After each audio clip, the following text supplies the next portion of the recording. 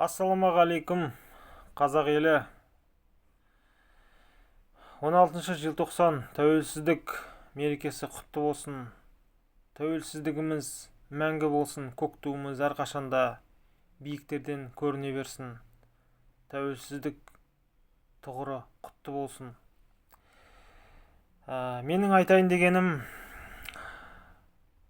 осы тәуелсіздік мерекесі басталмай жатып, өтпей жатып, жаңа жыл мерекесін тойлайтын әкім мырзалар, қала басшылары, қазақ елін басқарып отырған басшыларымыз, неге сіздер бұндай бассыздыққа жол бересіздер?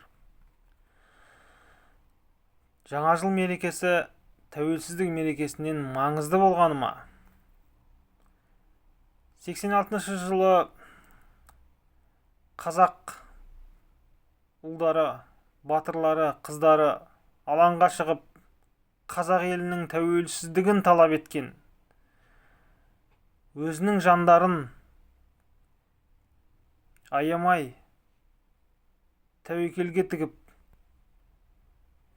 өзінің мемлекеттің пайдасын, қазақ елінің пайдасын өзінің жандарынан жоғары қойған аға әпкелеріміздің әруақтары бұдан риза болар ма екен? Бұндай бассыздыққа қалай жол беруге болады? Жаңа жыл мерекесі жалпы біздің мерекеміз емес, біздің ата-бабамыз тойламаған бұл мерекені.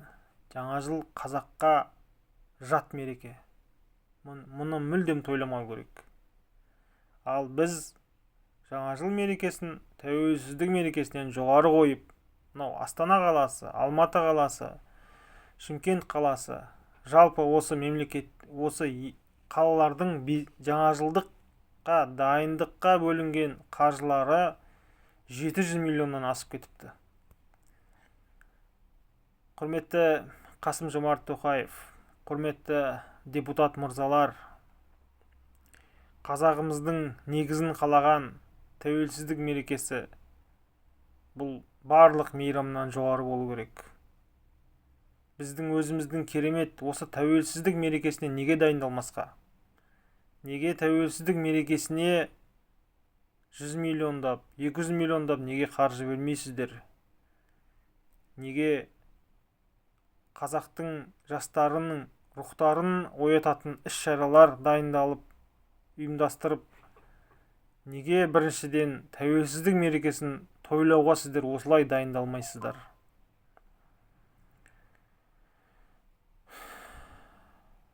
Тәуелсіздік мерекесі біздің қазақ халқына оңайлықпен келген емес. Тәуелсіздік мерекесі бұл қаншама қыршын кеткен қазақ ағаларымыздың, әпкелеріміздің қандарымен келген бұл тәуелсіздік. Бұндай бассыздыққа қалай жол беріп отырсыздар? Депутат мырзалар, осы видеодан кейін тәуелсіздік мерекесіне немқұрайлы қарамаңыздар.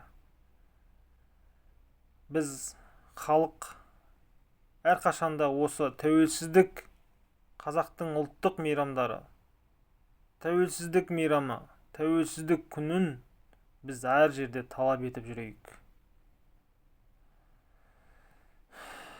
Қазақ елі бай қуатты болсын, тәуелсіздігіміздің тұғыры биік болсын. Аман болыңыздар.